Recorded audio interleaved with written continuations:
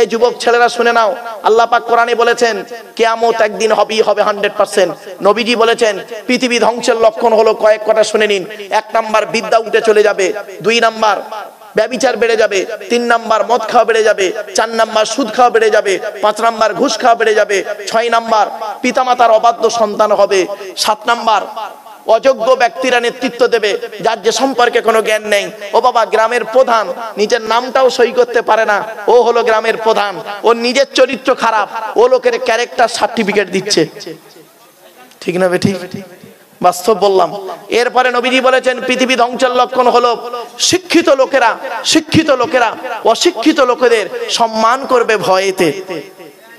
শিক্ষিত লোকেরা অশিক্ষিত লোকেদের সম্মান করবে ভয়েতে।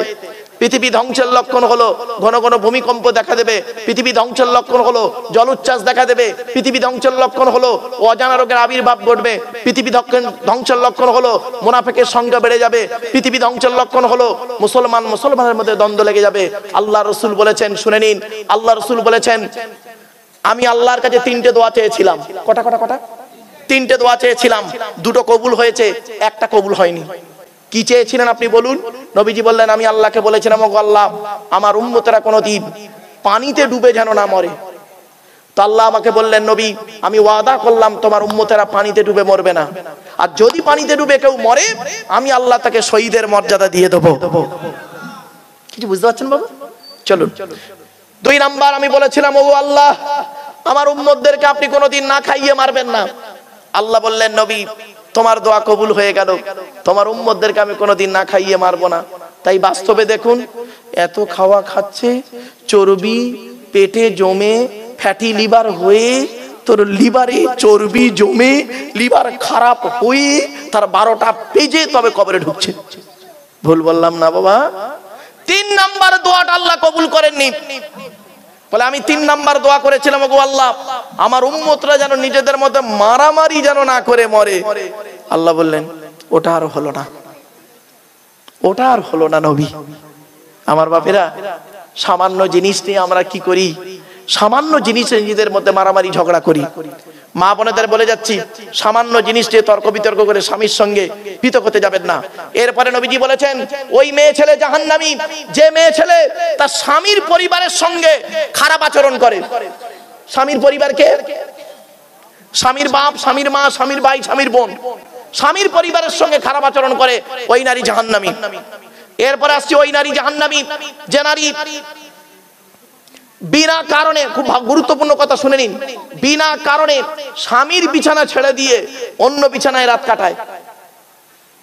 স্বামীর বিছানা ছেড়ে দিয়ে অন্য বিছানায় রাত কাটায়। এই ধরনের নারীদের এখন বেশি পাওয়া যাচ্ছে, বেশি পাওয়া যায় এই ধরনের নারী।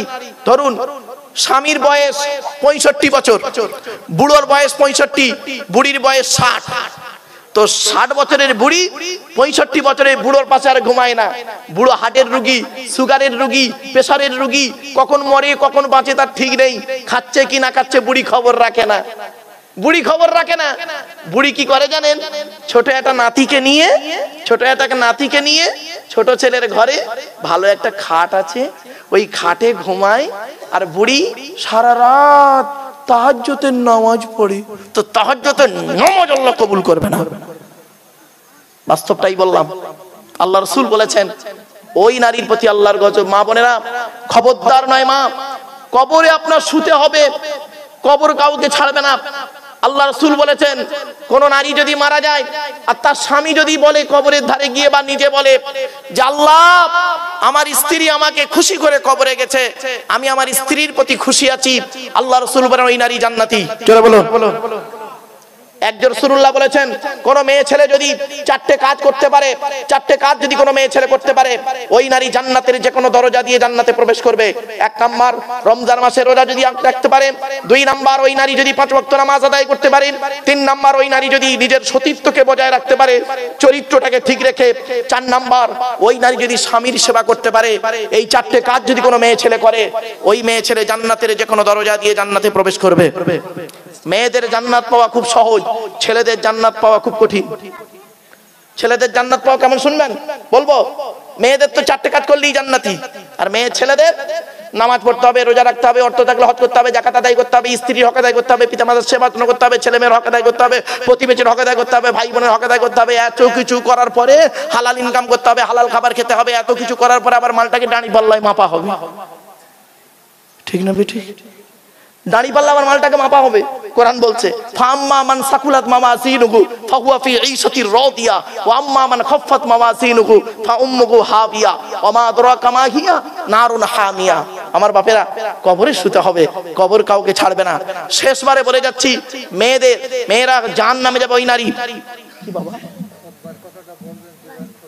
ও এই আরে ওই ওই প্রশ্নগুলো করেছিলাম না বাবা।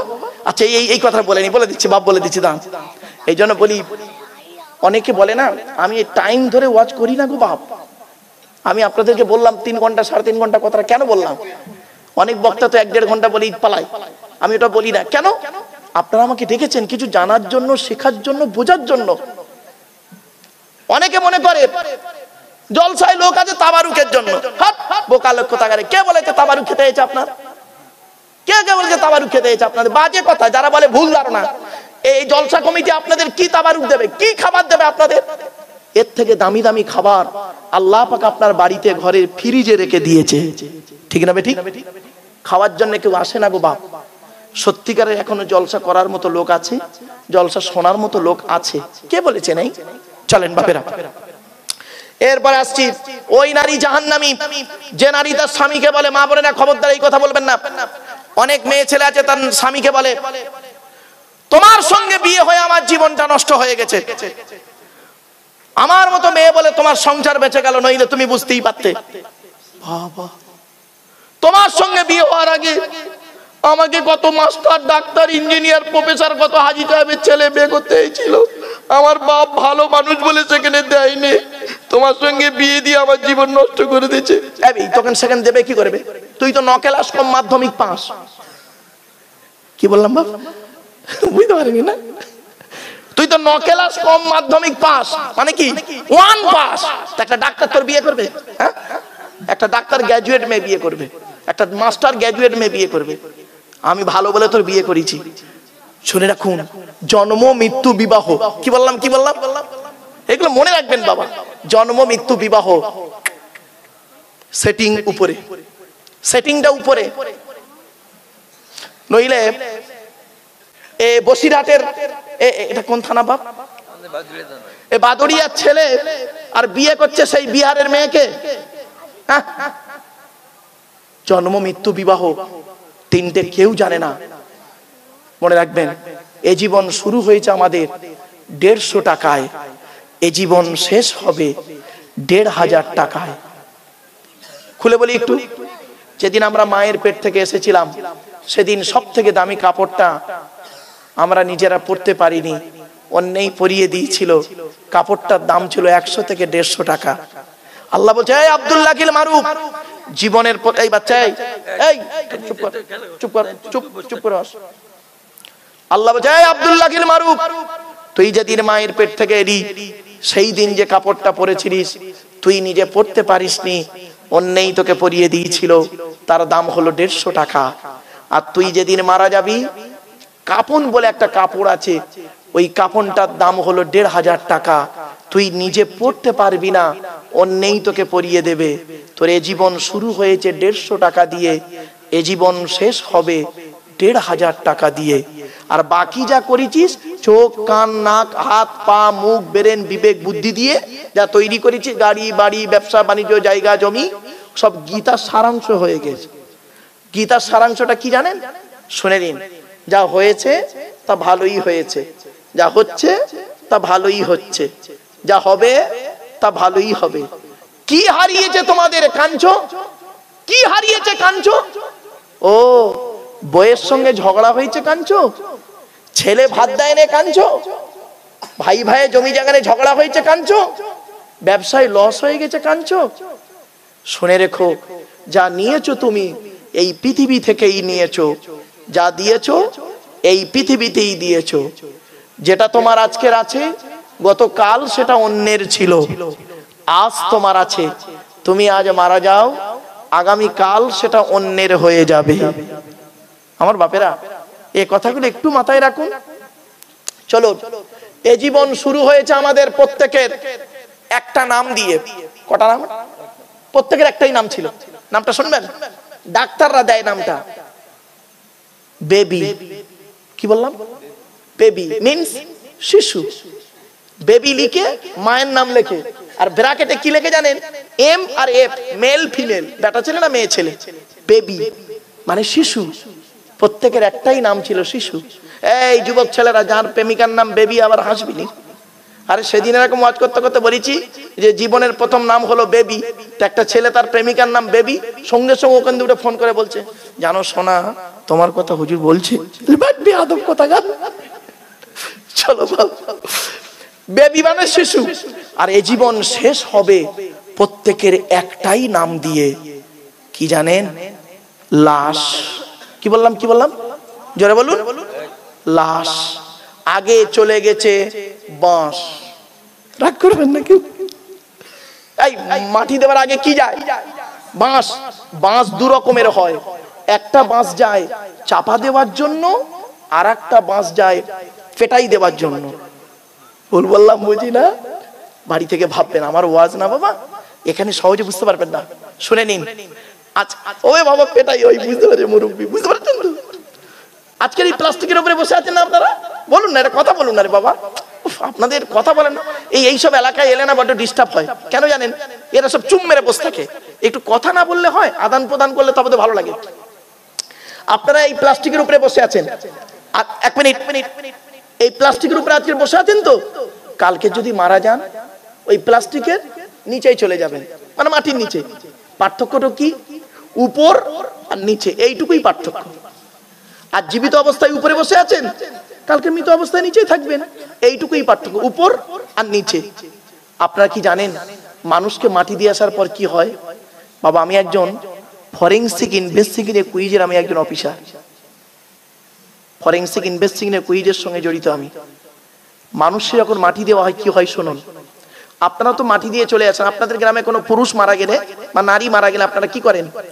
গোসল দিয়ে, কাফন পরিয়ে, জানাজা পড়িয়ে, মাটি দিয়ে চলে আসেন, তাই তো নাকি? বাহ। 20 দিন পর, কতদিন? 20 দিন পরে কবরটা একটু খুলে দেখেছেন? না, একবার দেখবেন কি হয়। শুনে নিন কি হয়। মাটি দিয়ে আসার পর 8 থেকে 10 দিন পরে মাথার চুলগুলো, গায়ের নোমগুলো, হাতের নখগুলো খসে খসে পড়ে যায়। 10 থেকে 12 দিন পরে মাথার বেরেনটা পচে গিয়ে নাক দিয়ে, কান দিয়ে, গাল দিয়ে গড়াতে থাকে। 18 থেকে 20 দিন পর পেটটা ফেটে যায়, পোকায় তৈরি হয়। 2 মাস পর সমস্ত চামড়া মাংস পোকায় খেয়ে নেয়, ফ্রেমটা পড়ে থাকে। 6 মাস পর দেহের কয়েক কটা হাড় ছাড়া পোকায় খেয়ে নেয়। কোথায় গেল সুন্দরী নারী ও সুন্দর যুবক? কোথায় গেল সুন্দর দেহ? মনে রাখবেন, মাটির দেহ মাটি হবে, পুড়ে হবে ছাই। এ দেহ পচা দেহ, গরব কিসের ভাই? বাড়ি থেকে ভাববেন, মাটির নিচে যদি দেহটা টাটকা থাকে তাহলে জানবেন জীবনটা সার্থক। কবর 4টে কথা বলে। 1 নাম্বার, কবর বলে আমি কবর, সাপ বিচে পোকামাকড়ের ঘর। 2 নাম্বার, কবর বলে আমি কবর, দরজা জানালা ছাড়া ঘর। 3 নাম্বার, কবর বলে কবর, আমি কাউকে চিনি না তার আমল ছাড়া। 4 নাম্বার, কবর বলে আমি কবর, আমার উপরে লাইটিং করতে গেলে, ফুল দিয়ে খুশবু করতে গেলে টাকার প্রয়োজন হয়, আমার ভেতরে লাইটিং করতে গেলে, আলোকিত করতে গেলে নেক আমলের প্রয়োজন হয়। এত আচ্ছা ঠিক আছে, করতে হবে।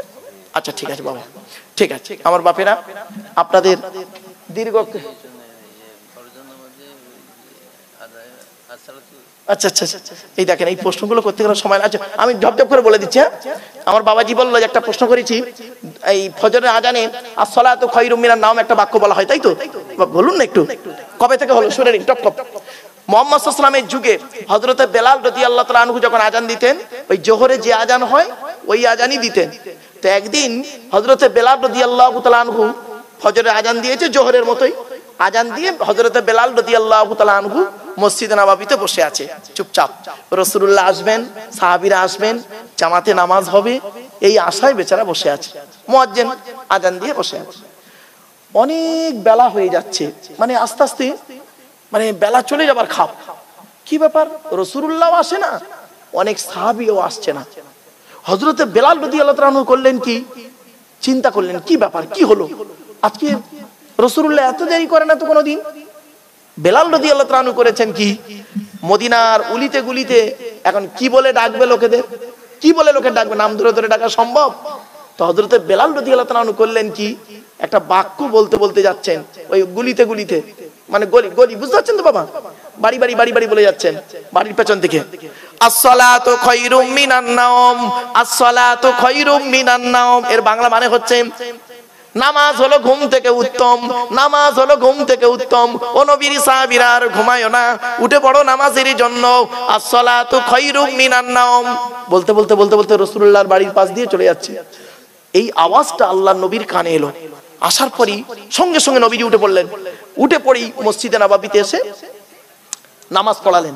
নামাজ পড়ানোর পরে নবীজি বলছেন, কি ব্যাপার বলো তো, আজকের আসসালাতু খায়রুম মিনান নাওম এই বাক্যটা আমি শুনলাম, কি ব্যাপার?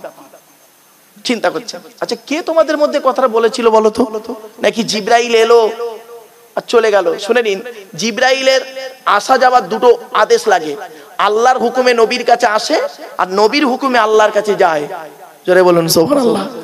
বলি জিবরাইল এলো, আমাকে না বলে এলো, আর আর আমার না যাই নিয়ে চলে গেল, না তা তো হবে না, কি ব্যাপার? ব্যাস, তখন হযরতে বেলাল রাদিয়াল্লাহু তাআলা আনহু পেছনে বসেছিলেন, লজ্জিত ভাবে বলছেন উঠে, ইয়া রাসূলুল্লাহ, ইয়া হাবিবাল্লাহ, হুজুর আমি বেলাল আজান দিয়েছিলাম, দেওয়ার পরে আমি অপেক্ষায় ছিলাম, আপনাদের আসার অপেক্ষায়। যখন দেখছি অনেক সময় চলে যাচ্ছে, বেলা উঠে যাবার ভাব হয়ে যাচ্ছে, ফজরের ওয়াক্ত চলে যাবার, সূর্য উঠতে যায় এমন অবস্থা, আমি চিন্তা করলাম কি ব্যাপার, কি না কিছু হলো। তাই আমি মদিনার অলিতে গলিতে গিয়ে কার নাম ধরে ডাকবো, বেয়াদবি হয়ে যাবে। সেই জন্য আমি করলাম কি, এই বাক্যটা শুধু বলেছি, আসসালাতু খায়রুম মিনান নাওম, আসসালাতু খায়রুম মিনান নাওম। এই কথাটা বলতে বলতে আপনাদের ঘুমগুলো আমি ভাঙিয়ে ফেলেছি। আজকের আমি আপনাদের সকলের কাছে ক্ষমা চাইছি। আল্লাহ রাসূল হযরতে বেলালের এই কথাটা শুনে বলেছিলেন, ও বেলাল, তোমার এই কথাটা আল্লাহ অত্যন্ত খুশি হয়ে গেছে। আগামী কাল ফজরের আজানে যখন দেবে আসসালাতু খায়রুম মিনান নাওম বাক্যটা জুড়ে দেবে। আমার বাপেরা অনেক আলোচনা, একটা একটা একটা হাত তুলেছে মুরব্বী, কি বাপ দুবার খুতবা, ও বাবা রে, আরে দুবার আজান, চলেন স্টপ টপ করে, এই সমস্যা অনেক সময় লাগবে বাপ, চলুন বলে দিই তো। বেচারা বললো, শোনেন, আল্লাহ নবীর যুগে জুমার আজান একবার হতো। কবার? একবার। কোন আজানটা হতো জানেন? ওই খুতবার আগে যে আজানটা হয়, ওই আজানটা নবীর যুগে হতো। এসব শেখার লোক কম গো বাপ। তো নবীর যুগে যে খুতবার আগে যে আজানটা হয়, ওই আজানটা নবীর যুগে হতো। তো নবী ইন্তেকাল করলেন, নবীর পরে আবু বকর খলিফা হলেন, আবু বকর সিদ্দিক রাদিয়াল্লাহু তাআলা আনহু। উনিও করলেন কি, একবার আজান দিতেন, ওই খুতবার আগে আজান। ক্লিয়ার? আবু বকর সিদ্দিক রাদিয়াল্লাহু তাআলা আনহু ইন্তেকাল করলেন, হযরত ওমর ফারুক রাদিয়াল্লাহু তাআলা আনহু খলিফা হলেন। উনিও করলেন কি, ওই একবার আজান দিতেন, ওই খুতবার আগে। উনিও ইন্তেকাল করলেন। হযরত ওমর ফারুক রাদিয়াল্লাহু তাআলা ইন্তেকালের পরে হযরত উসমান গনি রাদিয়াল্লাহু তাআলা আনহু খলিফা হলেন। তখন ইসলামের প্রভাব প্রসার অনেক হয়ে গেছে। এই জুমার খুতবার আগে আজান শুনে মানুষ বাড়ি থেকে বেরোয়, আস্তে আস্তে আস্তে আস্তে অনেকটা রাস্তা, তো অনেকের খুতবা বাদ চলে যায়। তো হযরত উসমান গনি রাদিয়াল্লাহু তাআলা আনহু করলেন কি, সাহাবীদেরকে নিয়ে পরামর্শ করে ইজমা করলেন কি, যে এই খুতবার আগে যে আজান হয়, ওই আজানের কিছুক্ষণ আগে যদি একবার আজান দেওয়া হয়, ওই আজান শুনে লোক চলে আসবে, আসার পরে তারপরে এই আজান শুনে খুতবাটা শুনবে, খুতবাও শুনতে পাবে, আজান মানে নামাজটাও পড়তে পারবে। এই জন্য হযরত উসমান গনির যুগ থেকে প্রথম আজানটা, ওই 12টার 5-এ যে 10-এ আজানটা হয়, ওই আজানটা হযরত উসমান গনির যুগ থেকে এলো। আর কেউ প্রশ্ন করবেন না বাবা। এবার আসছি, এখনই মোনাজাত হয়ে যাবে। মোনাজাতের আগে একটা কথা আপনাদের বলে দিচ্ছি, বেশি নয়, 5 মিনিটের মধ্যে কথাটা বলে শেষ করে দেবো, দোয়া করে দেবো বাপ, চিন্তা নেবেন না। 1 নাম্বার হলো, এখানে আমরা যারা বসে আছি, দাঁড়িয়ে আছি, দয়া করে একবার হাতটা তুলবেন, দয়া করে, লজ্জা করবেন না কেউ। কাদের বাপ মারা গেছে অথবা মা মারা গেছে অথবা বাম্মা, দুজনে মারা গেছে, একটু হাত তুলুন তো বাপ। বাপ মা অথবা বাম্মা, দয়া করে হাত তুলুন, লজ্জা করবেন না। লজ্জার কি আছে? বাম্মা মরে গেছে, হাত তুলেছে, হাত নামান, হাত নামান, হাত নামান। আমিও একজন বাম্মা হারা সন্তান। 2019 সালে অক্টোবরের 3 তারিখ বৃহস্পতিবার, এই অক্টোবরের 3 তারিখ শুক্রবার, 2019 সালে অক্টোবরের 3 তারিখ শুক্রবার 5:30টার সময় আমি আমার বাপকে হারিয়েছি। 2023 সালে জুন মাসের 28 তারিখ বৃহস্পতিবার 11:30টার সময়, সকাল 11:30টার সময় বগুড়া ঈদের দিন আমি আমার মাকে হারিয়েছি। আপনারা বলুন, আপনারা আপনাদের মাম্মাকে হারিয়ে মাটি দিয়ে আসার পর থেকে আজ পর্যন্ত অন্তর থেকে কাউকে আব্বা বা মা বলে ডাকতে পেরেছেন? পারেননি। বন্ধু, শ্বশুর কোনোদিন বাপ হতে পারে না, শাশুড়ি কোনোদিন মা হতে পারে না। শ্বশুর তোমার বাপ হয়েছে 20 বছর পরে তার মেয়ে দেবার কারণে, শাশুড়ি তোমার মা হয়েছে 20 বছর পরে তার মেয়ে দেবার কারণে, আর তোমার বাপ তোমার মা হয়েছে, তোমার মা হয়েছে পেটে আসার দিন থেকে। ঠিক না বেঠিক? আচ্ছা, আপনি আপনার মেয়েকে কি বলে শ্বশুর বাড়ি পাঠিয়েছেন? যেদিন বিয়ে হয়ে গেল, বিয়ে পড়ানো হয়ে গেল, সব বরযাত্রী খেয়ে চলে গেল, একটা খালি গাড়ি রইলো, বরের গাড়িটা দাঁড়িয়ে আছে, আপনি আপনার মেয়েকে গাড়িতে তুলছেন, আপনি আপনার মেয়েকে বরের গাড়িতে তুলছেন। তো মেয়েটি করছে কি? প্রথমে তার মায়ের গলা জড়িয়ে কাঁদলো ভালোবাসায়, বড় ভাইয়ের গলা জড়িয়ে কাঁদছে, ছোট ভাইয়ের গলা জড়িয়ে কাঁদছে, বোনের গলা জড়িয়ে কাঁদছে, অবশেষে বাপের গলা জড়িয়ে কাঁদছে। বাপের গায়ে একটা জামা রয়েছে, ঘাড়ে একটা গামছা আছে, পায়ে জুতো নেই। মেয়েটি বাপের গলা জড়িয়ে লাস্ট গাড়িতে ওঠার সময় কাঁদছে, গলা জড়িয়ে কাঁদছে, বাপও কাঁদছে। কাঁদতে কাঁদতে বাপ কি বলছে শুনবেন? মেয়েকে সান্ত্বনা দিচ্ছে কি বলে? আর নবীজি কি বলেছিলেন দেখুন। আমরা কি বলি? কাঁদিসনি মা, কাঁদিসনি, কাঁদিসনি, কাল সকাল সকাল আমরা যাচ্ছি। তুই সকালবেলা কি করবি বে? তুই তো খেয়ে চলে আসবি, ঠিক না বেটি? আর নবীজি কি বলেছিলেন চলুন দেখি, শোনেন। নবীজির কলিজার টুকরা ফাতেমা, কলিজার টুকরা ছোট কন্যা ফাতেমা নবীজির কাছে এসে বলছেন, আব্বা জান, আজকে আমি স্বামীর বাড়ি যাচ্ছি, আজকে আমি স্বামীর বাড়ি যাচ্ছি, আপনি আমাকে কিছু উপদেশ দান করুন। আল্লাহর নবী শুধু একটাই কথা বলেছিলেন, ভালো করে শুনে নিন, এই কথা বলবেন মেয়েকে, যা হয়েছে হয়েছে, এখন থেকে প্র্যাকটিস করুন।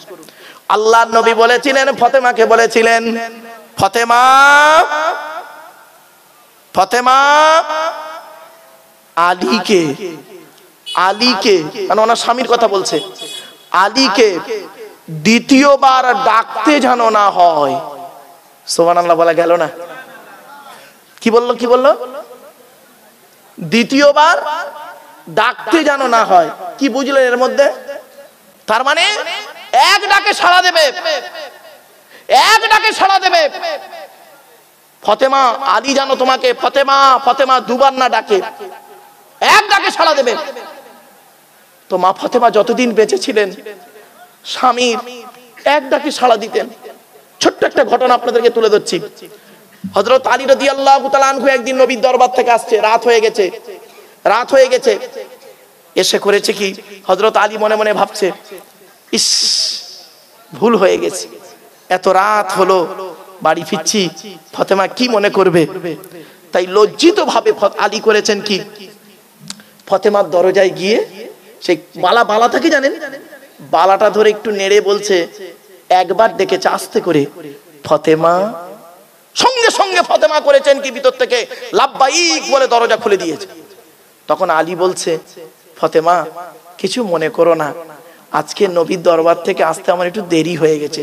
নবীটাকে ওনার শ্বশুর তো, ফাতেমার বাপ, বলছে রাসূলুল্লাহ দরবার থেকে আসতে একটু দেরি হয়ে গেছে, ফাতেমা কিছু মনে করো না, তোমাকে একটা কথা বলবো। বলছে বলুন।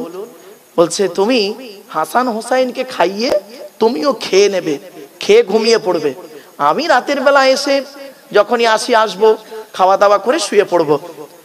ফাতেমা কথাটা শুনে কি বলেছিল শুনে নিন। এই মা বোনেরা, মেয়ে ছেলেরা আছে, মা বোনেরা ভালো করে শুনে নাও। ফাতেমা বলেছিলেন, এটা আমার মায়ের স্বভাব, বাপের অর্ডার। সুবহানাল্লাহ বলেন। কি বললা? মায়ের স্বভাব বাপের অর্ডার। তখন হযরত আলী বলছেন, সেটা আবার কি, একটু খুলে বলবে? মা ফাতেমা বলছে, শুনুন, আমরা হলাম 7 ভাই বোন। 3 ভাইকে আল্লাহ বাল্যকালে ডেকে নিয়েছে, 4টে বোন জয়নাব, রুকাইয়া, উম্মে কুলসুম, আমি ছোট মেয়ে ফাতেমা। আমি আমার মা খাদিজাকে দেখেছি নিজে চোখে। ফাতেমা বলছেন, আমি আমার মা খাদিজাকে নিজে চোখে দেখেছি। আমার আম্মাজান করতেন কি, আমাদের 4 বোনকে খাইয়ে শুইয়ে দিয়ে, আমার আম্মাজান খাওয়া তো দূরের কথা, ঘুমানো তো দূরের কথা, দরজা লাগিয়ে হেলান দিয়ে দাঁড়িয়ে দাঁড়িয়ে কোরআন তেলাওয়াত করতেন আমার আব্বার অপেক্ষায়। শুধু তাই নয়, আল্লাহ আল্লাহ জিকির করতেন। আমার আব্বাজান এসে যখন একবার ডাকতেন খাদিজা বলে, একবার খাদিজা বলে ডাকতেন, আমি নিজে চোখে দেখেছি। আল্লাহ রাসূল আমার আব্বাজান যখন একবার খাদিজা বলে ডাকতেন, আমার আম্মাজান লাব্বাইক ইয়া রাসূল আল্লাহ বলে দরজা খুলে দিতেন। এই অভ্যাসটা আমি মায়ের থেকে শিখেছি। আচ্ছা, বাপের অর্ডারটা কি? বলছে, আমি যেদিন আপনার বাড়ি আসি সেদিন আমার আব্বাজানের কাছে গিয়েছিলাম। আমার আব্বাজান বললেন, ফাতেমা, আপনার নাম ধরে বলেছিলেন আলীকে দ্বিতীয়বার ডাকতে যেন না হয়, তাই আমি মরণ পর্যন্ত চেষ্টা করে যাব আপনার দ্বিতীয়বার ডাকতে আমাকে যাতে না হয় সে চেষ্টা করব। আমার আব্বা বলেছিলেন, ফাতেমা, আলী যদি, তোমার স্বামী আলী যদি নারাজ থাকে, আল্লাহ নারাজ হয়ে যাবে, সুতরাং তুমি আলীকে খুশি রেখো। এজন্য আপনাদের বলে যাচ্ছি, মা বোনেরা ভালো করে শুনে নিন। আল্লাহ রাসূল বললেন, ওই নারী জাহান্নামী যে নারী তার স্বামীর সঙ্গে যখন কথা বলে মেজাজ দিয়ে কথা বলে, ওই নারী জাহান্নামী যে নারী স্বামীর দুর্নাম বদনাম অন্যের কাছে করে বেড়ায়। 3 নাম্বার, ওই নারী জাহান্নামী যে নারী স্বামীর বাইরে স্বামী থাকা সত্ত্বেও অন্য পুরুষের সঙ্গে পরকীয়ায় লিপ্ত হয়, জেনায় লিপ্ত হয়। সেই বাম্মা চলে গেছে যাদের, অন্ধকার নীরব নগরে চলে গেছে। তাই আমি আপনাদের কাছে এই জলসার জন্য, আগামী বছর জলসা ইসালে সাহাবের জন্য বাবা, আপনাদের কাছে আমি একটু ভিক্ষা চাইবো। 5 মিনিটের মধ্যে মোনাজাত করে দেবো বাবা। 12টার মধ্যে শেষ করার কথা ছিল বাবা, আমার উঠতে একটু লেট হয়ে গেছে, তাই এই 5 মিনিটে শেষ করে দেবো। এমন কোন ব্যক্তি আছে, শহীদায় ব্যক্তি, আগামী বছর জলসায় 5 কিলো গোশ দেবে? 5 কিলো গোশ আমি